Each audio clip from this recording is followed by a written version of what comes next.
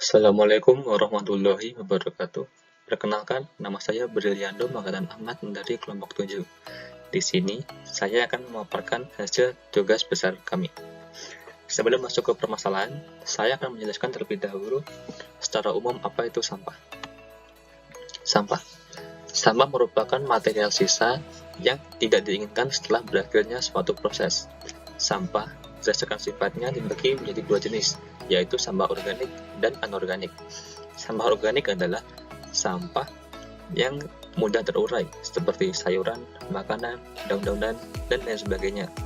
Yang kedua, sampah anorganik.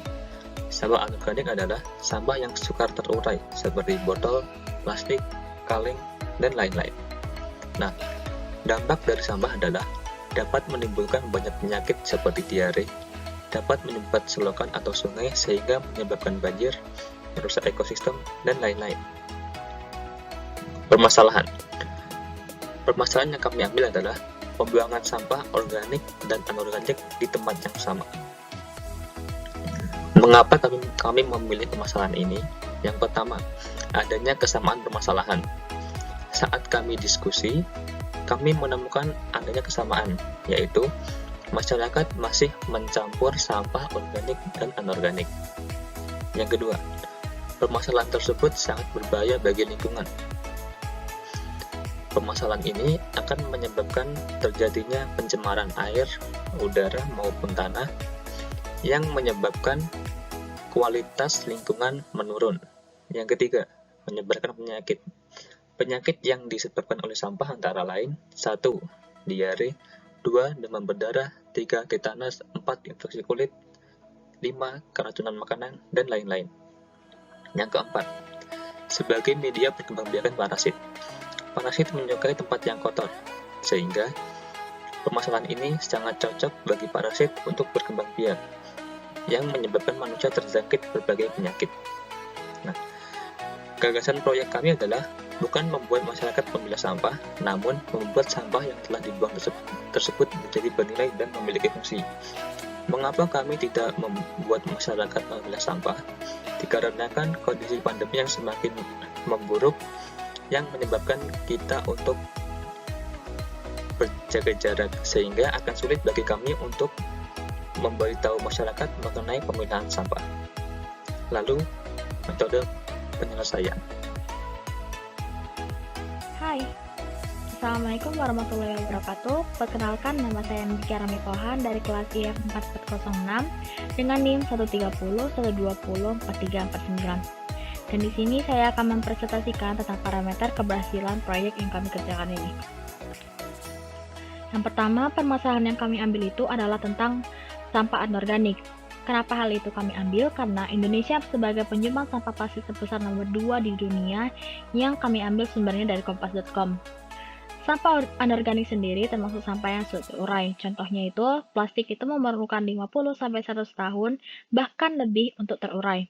Puntung rokok memerlukan 10 tahun untuk terurai. Kaleng soft drink atau aluminium memerlukan 80-100 tahun. Dan lain sebagainya. Pasti kita tahu banyaknya penumpukan sampah yang dimana sampah anorganik dan sampah organik itu selalu tergabung. Dan di sini kami melakukan metode yaitu pemisahan sampah dengan baik dan benar. Dikarenakan bahwa sampah anorganik itu adalah sampah yang sulit terurai, makanya diperlukan pemisahan sampah dan didaur ulang, sehingga menjadi barang yang memiliki nilai jual di masyarakat. Dan juga saking lamanya sampah anorganik ini terurai, jadi barang yang sudah didaur ulang itu menjadi barang yang lebih berguna lagi dengan tahan lama. Apalagi kalau misalkan dengan cat yang biasanya akan menambah daya tahannya.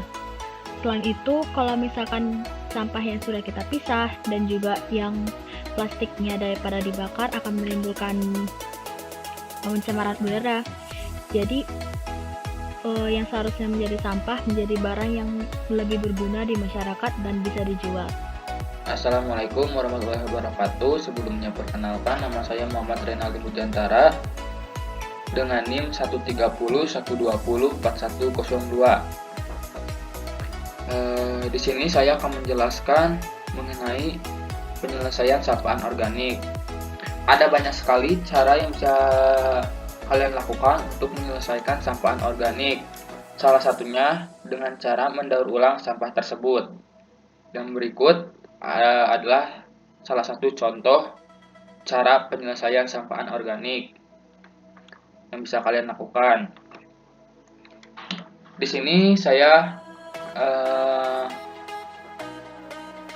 mendaur ulang sampah dari botol plastik, yaitu yang pertama mencari terlebih dahulu dan selanjutnya mengambil sampah anorganik, dan saya mencari botol plastik yang akan saya daur ulang.